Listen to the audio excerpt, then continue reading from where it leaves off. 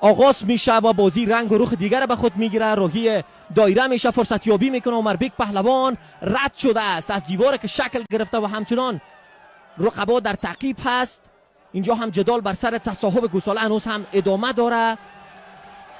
در ادامه کار ما خواهد دیدیم که عمربک پهلوان از این فرصت چگونه استفاده میکنه.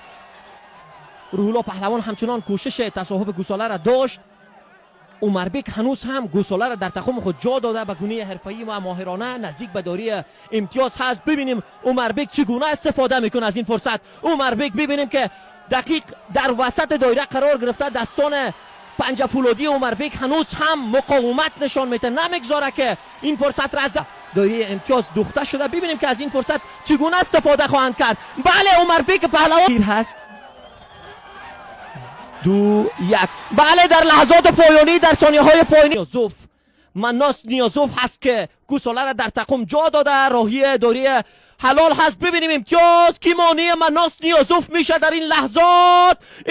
امتیاز را ورکه دفاعي لوبغاړي د نوموړي مخه ډبکولو کوشش کوي. روح الله دلته بریالی کیږي او کنه. جسور راهی داری امتیاز هست. رقبا در تعقیب. ببینیم عمربک در راه است. عمربک پهلوان پنجمین امتیاز ولایت سرپل. جوان مرد جسوره په خپل کار کې ځان ښه ثابت کړي. پاس کوي مناس نیازوف د ټیم ورک دغه حالت غوره کوي د خپل ټیم او د خپل همکار په ګټه چې لوبېدنه تر سره کوي تر څو د حلال وکړي او ټیمي بریا ته ورسیږي.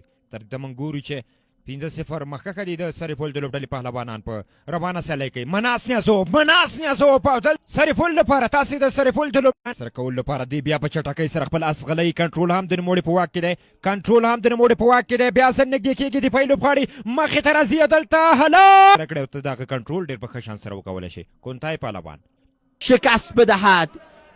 پرچمدار خوب ولایت نام سرپل با